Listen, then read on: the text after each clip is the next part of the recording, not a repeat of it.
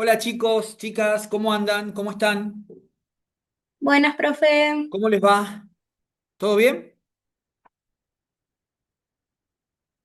Buenísimo. Ahí voy admitiendo a algunos compañeros más y ahí arrancamos, ¿sí?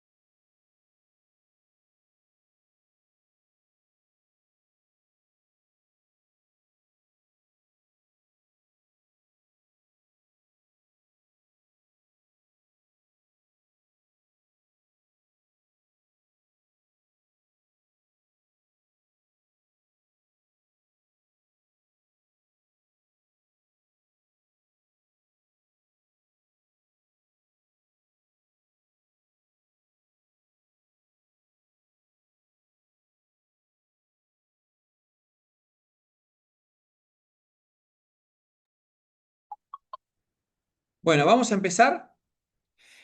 Algunas consideraciones importantes como para tener en cuenta.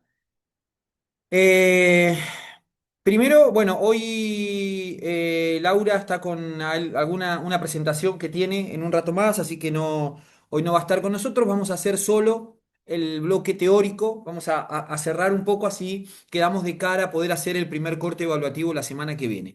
Hoy conversábamos con Laura, nosotros calculamos que mañana es miércoles. El jueves, a más tardar, vamos a definir un poco la modalidad de ese examen, ¿sí? Tenemos dos opciones en general, o lo hacemos virtual o lo hacemos presencial. Vamos a ver cuál de los dos es la que en este caso lo podemos hacer. De todos modos, igual, para cualquiera de los dos casos, lo importante es el recorrido que vamos a hacer hoy de cuáles son los textos, los temas, ¿no? Todo lo que entra de cara a la evaluación de la semana que viene. Por supuesto que, como siempre hacemos, nunca tomamos algo que no damos. De manera que ustedes deberían ya a esta altura tener claro cuáles son los textos, las unidades, etcétera, etcétera. Pero digamos, no hay problema porque los repasamos como para que ustedes lo apunten al finalizar el bloque que vamos a trabajar hoy.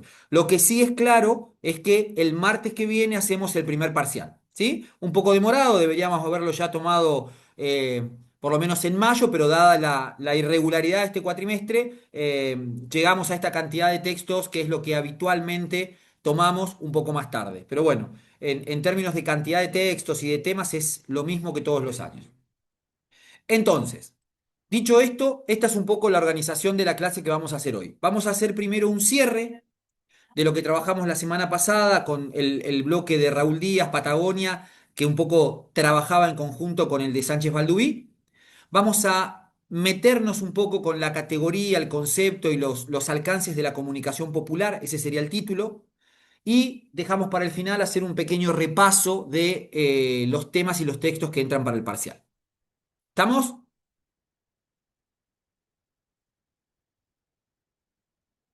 A ver, quiero volver sobre lo que ya trabajamos la semana pasada. Esto,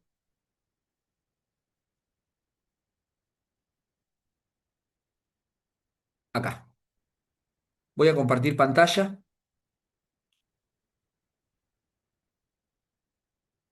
Pantalla.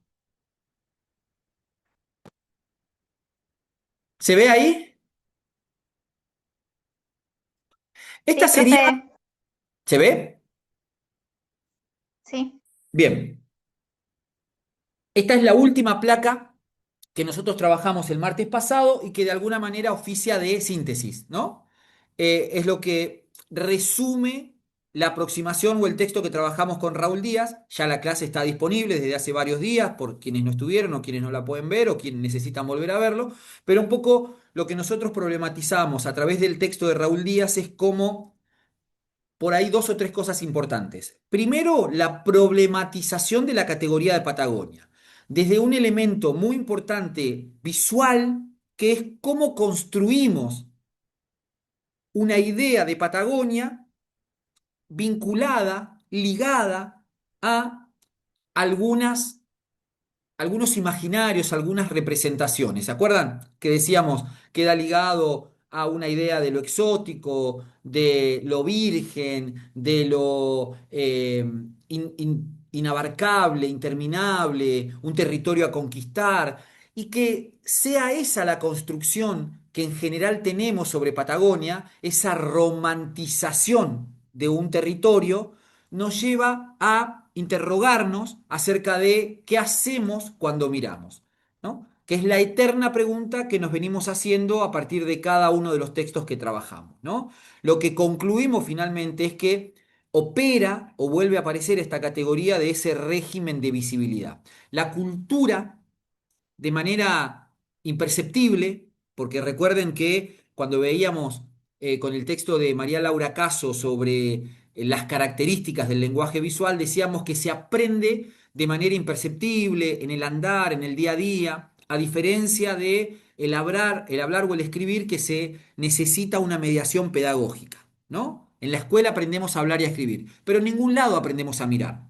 Eso quiere decir que es como una gelatina, que nuestra forma de relacionarnos visualmente está condicionada por nuestros contextos culturales. Y esos contextos culturales no dejan de ser escenarios o contextos colonizados. Por eso es que cuando vemos o cuando alguien nos habla de Patagonia, lo primero que se nos viene a la cabeza es esa construcción que hemos hecho de un territorio a conquistar, de un territorio virgen, de un territorio despoblado, de un territorio hostil, ¿no? ¿Qué dice Raúl Díaz sobre eso? Él, después de describir todo ese proceso, dice, debemos ir hacia una deconstrucción, tal como nosotros la vimos con Darío Zeta, de el paisaje y de la marca Patagonia, ¿no? Cada vez que la Patagonia aparece asociada a una publicidad, aparece ligada a estas ideas de belleza natural, paisaje exótico, misterio. El martes pasado mirábamos el video de los peques, ¿no? Ese de la naturaleza que empieza así, la Patagonia, un territorio mágico y mítico, ¿no? Fíjense, cuando vos ves las etiquetas de la cerveza Patagonia, bueno, lo que aparece es eso. Cuando a vos te venden la Patagonia para ir a turistear, lo que aparece es eso, ¿no? Esa Patagonia. Y lo que hace Raúl Díaz es problematizar esa idea. ¿Cómo lo problematiza? Con las herramientas que nos propone la deconstrucción, que están ahí en el segundo renglón. Historizar, desnaturalizar, desidentificar, ¿no? Ese concepto que aparece de manera tan natural o tan claro puesto así, ¿de dónde viene? Eso es lo que llamamos historizar, ¿no? Se pueden pensar desde una pedagogía que rompa las formas del conocimiento. Ahí subí un poquito más. Y de ver propias del eurocentrismo de las ciencias sociales. Cuando nosotros hablamos de eurocentrismo de las ciencias sociales, hablamos de ese proceso de eh, colonización, que primero fue una colonización bélica, ¿no? Un sometimiento de unos pueblos sobre otros de manera armada, ¿no? Digamos, el avance de unas potencias sobre otros países. Pero cuando los países después se independizaron, nosotros estamos hablando del siglo XIX, ¿no? 1810 y demás, si bien rompemos unas cadenas fácticas, unos vínculos comerciales, económicos, políticos reales, pero quedamos presos y víctimas de una colonización cultural, simbólica, ¿no? Que nos obliga a reproducir formas del conocimiento, del etcétera, etcétera, que no son propias. Y cuando yo digo que no son propias, no es un término casual, lo digo a propósito porque todo el proceso que se inicia en los años 60 y en los años 70 en América Latina y en los países no alineados, en África, en Asia y demás, van en un intento deliberado por tratar de revertir esa situación de colonización. El primer paso es darse cuenta. El primer caso es asumir el propio lugar en la historia. ¿No? Que es un poco lo que hace toda la pedagogía liberadora de Paulo Freire en los años 60 y posteriormente en los años 70, ¿no? El trabajo que hacía Freire era un trabajo muy fuerte de toma de conciencia, ¿no? En ese proceso de alfabetización que hacía Paulo Freire, les enseñaba además a comprender su lugar en la historia. Y cuando vos comprendés el lugar, tu lugar en la historia y entendés las relaciones de poder que operan, podés comprender, por ejemplo, en este caso, qué se filtra en nuestra mirada cuando estamos viendo lo que estamos mirando. Por eso toda esta presentación que nosotros la desarrollamos la semana pasada tiene mucho de eso, ¿no? De cómo hemos aprendido a mirar un paisaje, qué es un paisaje en sí mismo, ¿no? Esta mezcla de y cómo nosotros le asignamos un significado a través de eso. Em, por eso me parece importante la propuesta de Raúl Díaz, donde vuelven a aparecer, voy a dejar de compartir, donde vuelven a aparecer algunas categorías. Vamos a anotar acá. Representación. Anoten, ¿eh? Porque son las categorías que empiezan a tener relieve de cara a la semana que viene.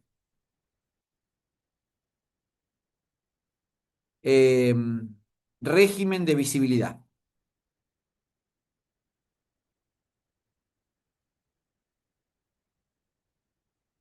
Imaginarios.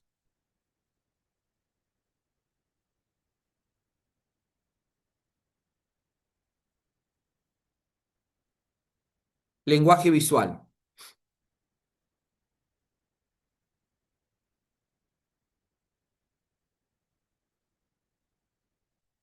Colonialidad del saber.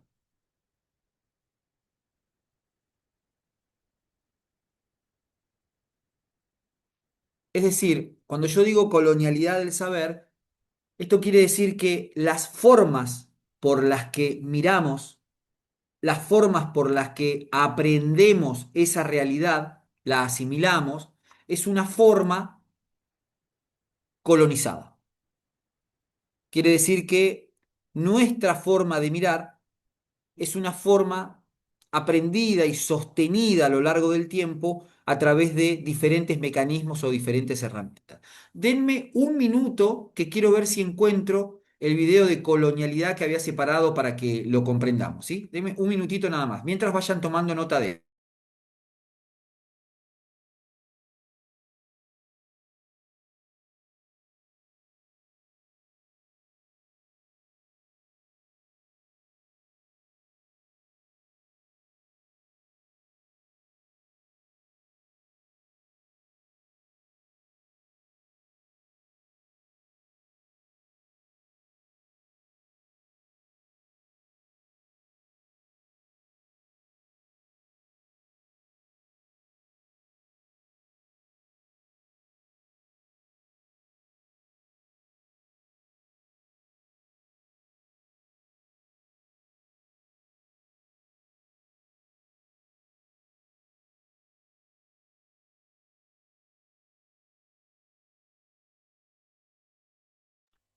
Sí, ahí lo encontré.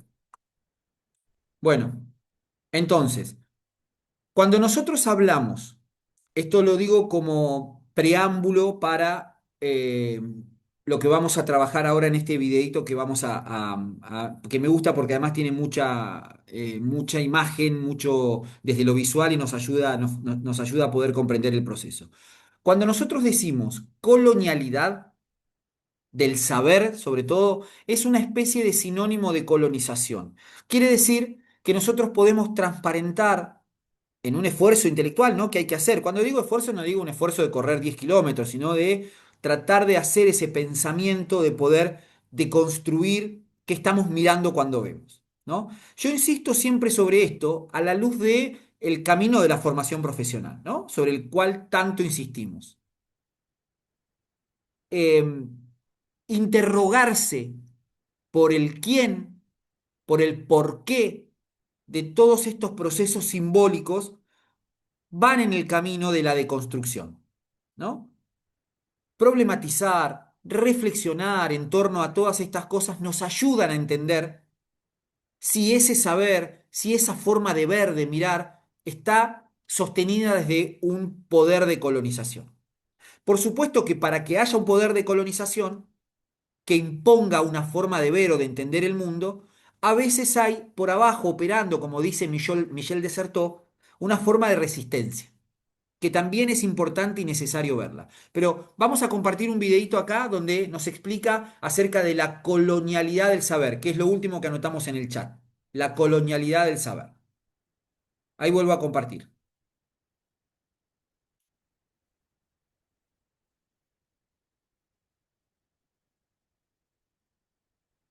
A pensar sobre la educación que tenemos hoy en día, cómo estudiamos, qué aprendemos o por qué lo aprendemos. Además de eso, ¿sabían que somos un territorio colonizado? Detente, ponte a pensar un segundo en los remedios caseros de tu abuela, en el conocimiento para sembrar de tu tío, en las historias que te contaba tu mamá que le había contado su abuela, o incluso en el color de piel de las personas que te rodean. Comenta acá abajo alguna de ellas. ¿Sabías que muchas de estas cosas son tradiciones y saberes que llevan cientos de años en nuestros territorios? Bueno, aquí vamos a revelar un secreto sobre esto, pero debes continuar viendo el video. Bien, comencemos por el principio. ¿Alguna vez has escuchado la palabra colonización o colonialidad? Bueno, vamos a refrescar la memoria. Según el diccionario de Oxford, es la ocupación por parte de un Estado extranjero de un territorio alejado de sus fronteras para explotarlo y dominarlo administrativa, militar y económicamente. ¿Te suena familiar? Por otro lado, ¿sabes lo que es un saber? Diversos autores lo establecen como las habilidades e informaciones que provienen de la educación, experiencia o la práctica. Por lo tanto, se tiene un dominio sobre el tema en cuestión, adquirirlo de manera propia y vivencial. Y ustedes dirán, ajá, ¿y qué tiene que ver el caldo con las tajas? Pues esto es un tema que se ha hablado mucho, sobre todo en la educación y las ciencias sociales. Si juntamos el caldo que vendría siendo la colonialidad y el saber que vendrían siendo las tajas, nos llegamos a nuestra primera pregunta. ¿Qué es la colonialidad del saber y cómo se relaciona con el periodo colonial? La colonialidad del saber se refiere a un sistema de dominación intelectual que se originó durante el periodo colonial.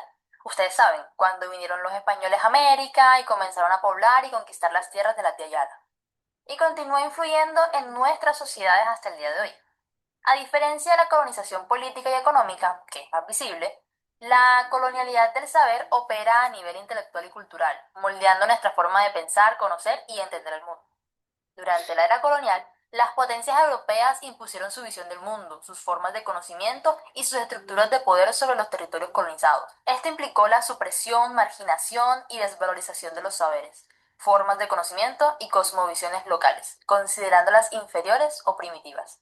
Por ejemplo, ¿por qué usamos el calendario justiniano y apartamos el calendario maya?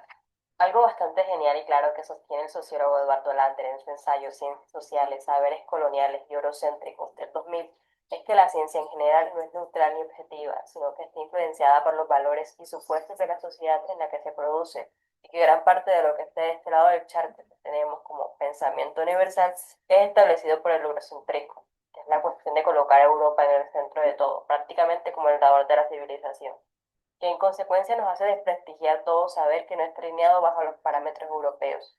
Así que, ajá, no solo despojaron a nuestros antepasados de sus tierras, estructuras, sino que también sus saberes, conocimientos y procesos intelectuales. Algunos ejemplos de cómo sucedió y sucede esto son la naturaleza. Los indígenas desarrollaron conocimientos sobre flora, fauna y ecosistemas de los lugares donde vivieron por generaciones, teniendo una estrecha relación con la naturaleza. En Colombia, puedes visitar los museos del oro y también ver la película La raza de la serpiente, con la agricultura. Tuvieron conocimientos sobre técnicas agrícolas, conservación de suelo y manejo de recursos naturales, justamente gracias a esos saberes sobre la naturaleza. Estos han sido menospreciados a favor de los enfoques agroindustriales occidentales, que han llevado a problemas que vemos hoy en día, como la degradación ambiental y la pérdida de biodiversidad. Con la medicina tradicional, muchas culturas poseen sistemas de medicina tradicional que han sido eficaces para tratar enfermedades y mantener la salud. Dato extra, la mayoría de los indígenas que murieron en la época de la colonia fue por causa de enfermedades traídas por los europeos que acá no existían. Arte y expresiones culturales. Las expresiones artísticas y culturales de las comunidades colonizadas han sido marginadas o apropiadas, relegadas a un estatus de folclore o consideradas como inferiores.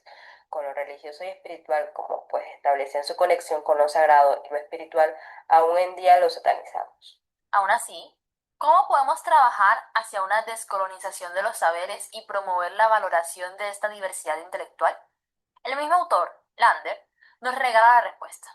Necesitamos dar paso a una pluralidad de epistemologías, es decir, de conocimientos y de búsqueda de los mismos, que reconozca la diversidad de perspectivas y conocimientos para comprender la complejidad y diversidad del mundo. Y esto nos lleva a crear una ciencia social compleja y completa, que tenga en cuenta los entramados de las sociedades y que sea capaz de integrar las perspectivas y saberes de los sujetos involucrados. Pero esto comienza realizando una crítica que cuestione la visión eurocéntrica y hegemónica del mundo, que reconozca la pluralidad de dichos saberes y perspectivas. O sea, tenemos que despertar y cuestionar, investigar, conocer y reconocer, despojándonos de todos nuestros estereotipos y aceptando las múltiples realidades que se conjugan en el mundo. ¿Y tú, quieres unirte al cambio?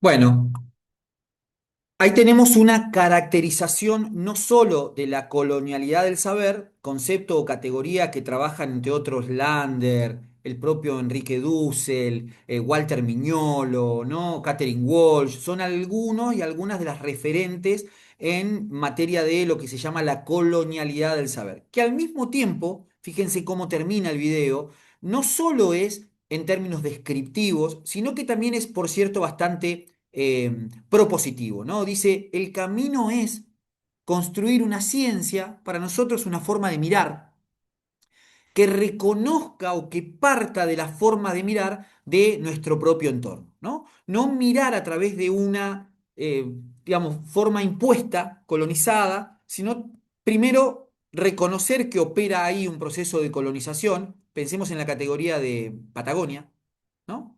Perfectamente alineado con esto que estamos planteando, y sino al mismo tiempo intentar pensar o formar parte de ese movimiento que piensa en una recreación de una nueva forma de mirar, romper esa colonización, ir hacia una comprensión de la realidad más compleja y más situada territorialmente. Bueno, el campo desde la visualidad, como vamos a ver ahora, que mejor lo ha trabajado es el campo de la comunicación popular, que es la última categoría que vamos a trabajar y que entra de cara al mundial. ¿Al mundial?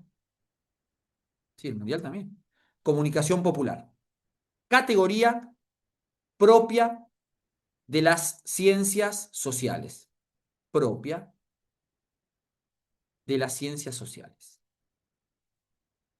Referentes son autores latinoamericanos, por lo menos los que vamos a ver nosotros, latinoamericanos, como Omar Rincón es el que vamos a seguir hoy, colombiano. Pero también podemos trabajar acá con Díaz Bordenave, que es paraguayo. Podemos trabajar sobre Jesús Martín Barbero,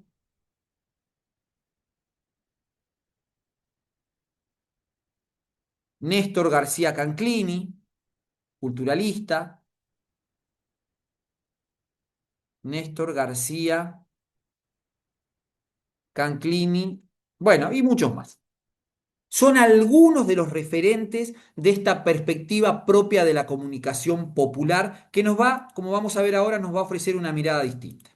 Vamos a compartir una presentación y vamos a ir desarrollándola desde acá. Lenguajes gráficos, esto lo vamos a correr más adelante. Ahí está. producciones de este lado del mundo, vamos a acercarnos a ver cómo desde el propio campo de la comunicación popular, porque yo sé que cuando llegamos a este punto muchos se preguntan, bueno, pero ¿cómo se generan? ¿O cómo usamos las herramientas que tenemos para producir una comunicación visual diferente? Bueno, algunas herramientas las propone desde el campo de la comunicación popular Omar Rincón.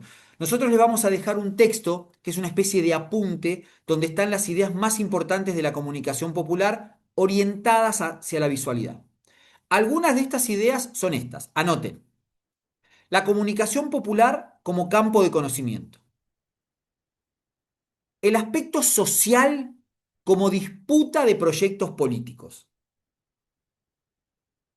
La importancia de lo territorial, ¿no? Fíjense que en cada una de las imágenes que veíamos recién aparece lo territorial como una forma de sostener lo que la comunidad que ahí vive necesita, demanda, construye, representa, ¿no? Pero no son cosas en el vacío.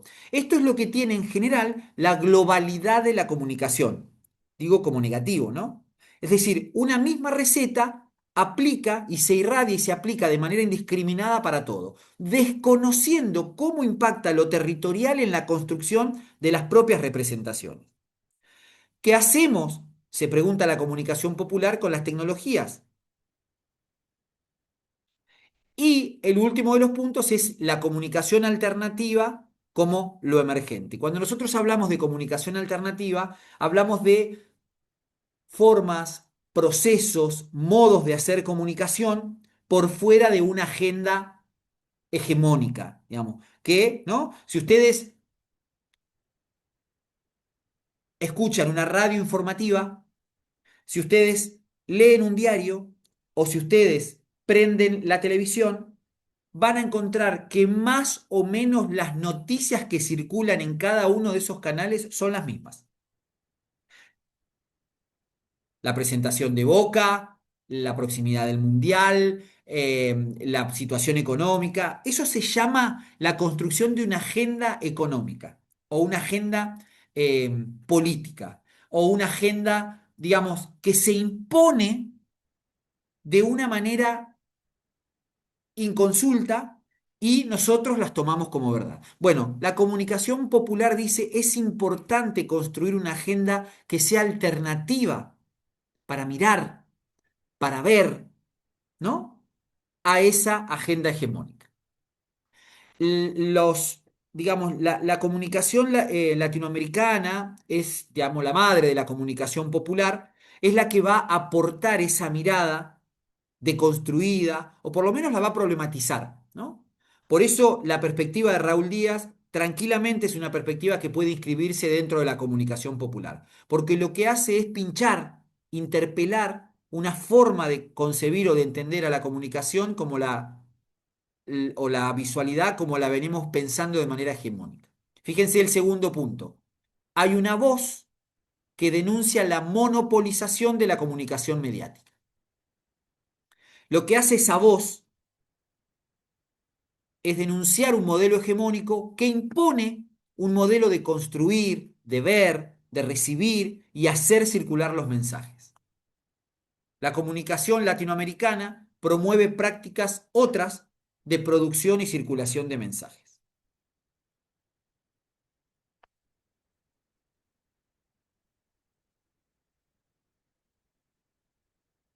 Omar Rincón plantea, fíjense qué interesante, ¿no?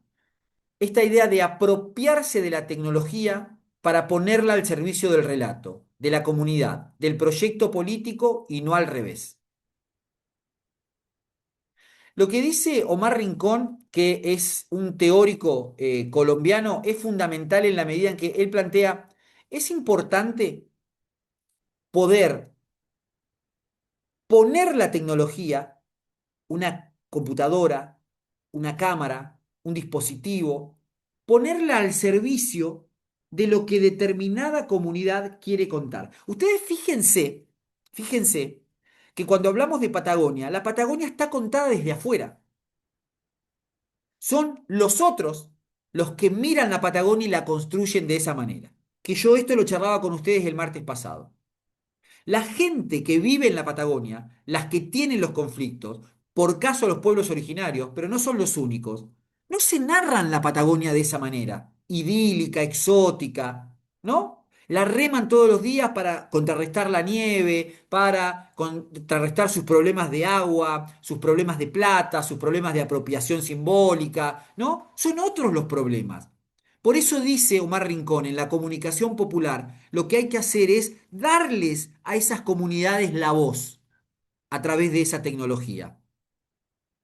La comunicación popular parte de una mirada antagónica al reproductivismo técnico, acrítico, desubjetivizado, con relación a los modos de expresar y comunicar.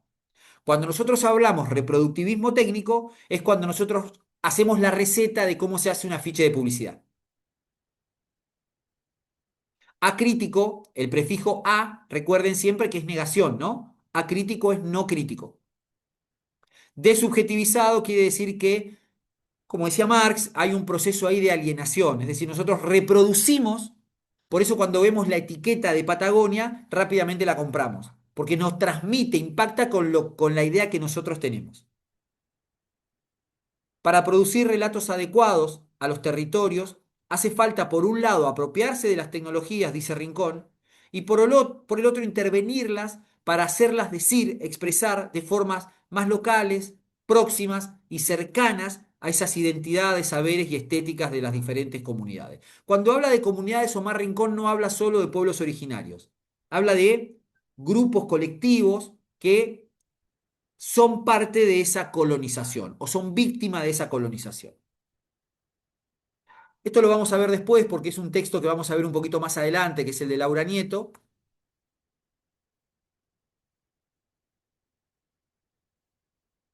Esto, ¿ven? Que yo les decía la importancia de interrogarse o preguntarse acerca del porqué de una comunicación. Fíjense lo que dice esta placa. No se trata solamente de aprender a operar o manejar estas herramientas, sino es muy importante interrogarnos sobre el sentido del uso que le damos. Y acá nos lleva rápidamente a la campaña de Sánchez Balduví, ¿no? Es decir, si yo no me interrogo por el sentido que le voy a dar ese uso a la fotografía, nunca hubiera saltado esta cuestión de el estereotipo, de la estigmatización a la que con una selección de fotos yo someto o sigo revictimizando al pueblo cuom. Se necesita interpelarlo reflexivamente, como dice ahí, interrogar el sentido de su uso. ¿Para qué vas a usar esas fotos? No, las vamos a usar para juntar fondos. Pero vos te estás dando cuenta que al mismo tiempo estás victimizando, los mostrás a los pueblos originarios desválidos, esperando en el medio del campo, en el medio del monte, pobres, solos, sucios. No es solo eso el pueblo cuom. Es un pueblo que tiene una relación particular con la tierra, es un pueblo que construye identidad a partir de prácticas ancestrales, es un pueblo que tiene o se empodera a partir de su vinculación o de sus formas de concebir los ordenamientos familiares, es un pueblo cuom que está diezmado por el Estado. Imagínense cuántas cosas no aparecen en esa perspectiva.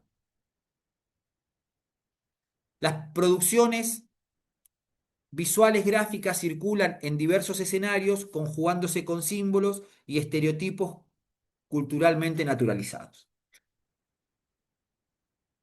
Desde la comunicación popular se entiende lo visual y lo gráfico como una combinación entre texto e imagen que forman parte de una composición. En esa composición, y acá nos ponemos un poco más hilando fino, ¿no? Lo que vamos a pensar y analizar es cómo las herramientas del diseño se usan en el campo de la comunicación popular o asumen una fisonomía, una forma distinta cuando estamos en el campo de la comunicación popular. El color, las técnicas de reproducción, que pueden ser digitales o analógicas, las tipografías, las letras a mano, las texturas, todo ese repertorio o abanico de herramientas que se usan para el diseño y para la visualidad, ¿qué pasa cuando las pensamos en el campo de la comunicación popular? ¿Cómo las puedo usar? ¿Cómo se pueden construir elementos visuales desde esas herramientas? Bueno, vamos a salirnos del link y volvemos porque se nos acaba y ahí nos metemos en esta parte que es un poco más específica, ¿sí? Vuelvo a la misma presentación, pero para que no nos corte, nos desconectamos y nos volvemos a conectar.